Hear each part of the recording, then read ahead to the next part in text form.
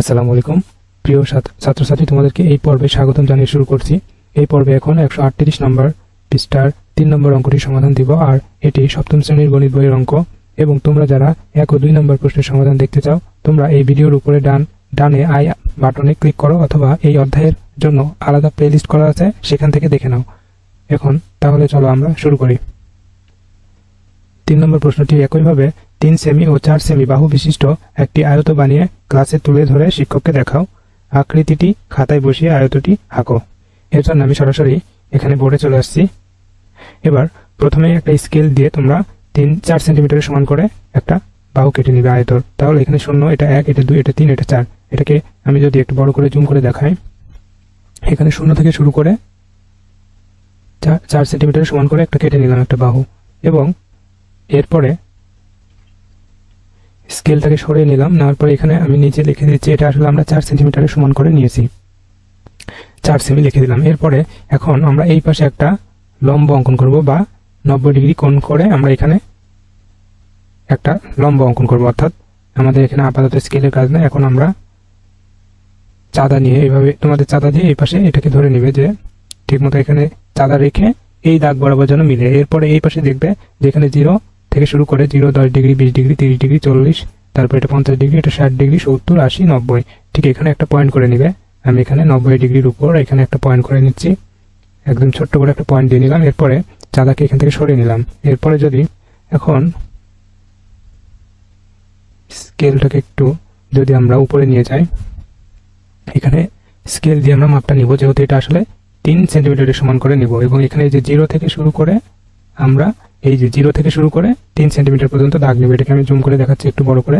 তাহলে এখানে 0 থেকে আরম্ভ করে এটা 0, তারপর এটা 1, তারপর এটা 2, তারপর এটা 0 থেকে এটা 1, 2, 3 সেন্টিমিটার সমান করে নেব। আর আমাদের পয়েন্টটা কিন্তু এখানে চাঁদা দিয়ে মাপার পরে এখানে দিয়েছিলাম, কিন্তু আমাদের এত দূর যাওয়ার দরকার নেই, 3 সেন্টিমিটার এই পর্যন্ত আসলে হবে। তাহলে এখানে 0, 1, 2, 3 এখান থেকে যদি দাগ দিয়ে নিই, এইভাবে তোমরা স্কেল দিয়ে 3 সেন্টিমিটারের সমান করে দাগ দিয়ে নিবে। এরপরে যদি আমি এটাকে জুম আউট করে আমরা স্কেলটাকে এখন সরাই নিলাম। এখন এই যে আমরা এটা 3 সেন্টিমিটার সমান করে নিয়েছি, এখানে লিখে দিই যে এটা আসলে 3 সেন্টিমিটারের সমান। তাহলে এখানে 3 সেমি লিখে দিই। এবার আমি একটা কাটা কম্পাস নিয়ে আসি। এর জন্য তোমাদের জ্যামিতি বক্স থেকে দেখবে যে একটা কাটা কম্পাস, চাঁদা বা স্কেল এগুলো থাকবে। এগুলো দিয়ে ঠিক এরকম ভাবে এখন যদি আমি এখানে এখানে আমরা বৃত্তচাপ আঁকাবো। এখানে উপরে একটা বৃত্তচাপ আঁকাবো 4 সেন্টিমিটারের সমান করে, এবং 3 সেন্টিমিটারের সমান করে এইখানে একটা বৃত্তচাপ আঁকাবো 2টা। এর জন্য এখানে সমান করে নিই আমরা, এটা আসলে 4 সেন্টিমিটারের সমান করে নিই। ঠিক মতো একদম 4 সেন্টিমিটারের সমান করে নিতে হবে। এই যে এখানে দেখাও দিয়েছে যে এটা আসলে 4 সেন্টিমিটার নিয়েছি। এরপরে আমরা এই 4 সেন্টিমিটারের সমান করে এই বিন্দুকে কেন্দ্র করে একটা বৃত্তচাপ আঁকাবো। ঠিক এই পাশে একটা বৃত্তচাপ আঁকাবো। এরপরে আবার 3 সেন্টিমিটারের সমান করে আবার এই বিন্দুকে কেন্দ্র করে আবার আরেকটা বৃত্তচাপ আঁকাবো এখানে। তার জন্য আমরা এখন 3 সেন্টিমিটারের সমান করে যদি এখানে নেই,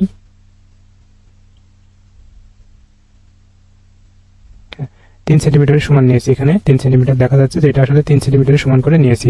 এখন এটাকে আমরা এই বিন্দুকে কেন্দ্র করে এই বিন্দুকে কেন্দ্র করে এই পাশে একটা বৃত্তচাপ আঁকাবো।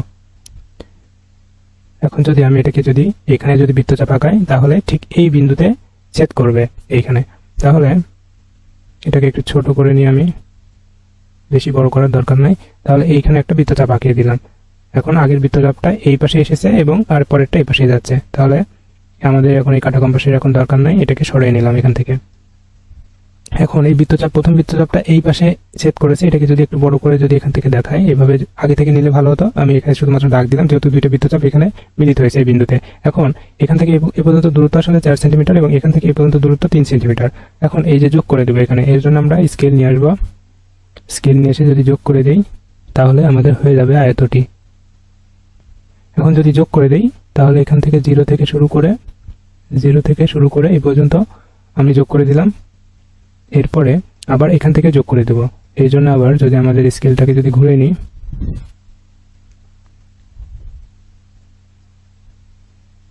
এই বিন্দুকে কেন্দ্র করে আবার এখান থেকে শুরু করে এখানে যোগ করে দেবো আমরা।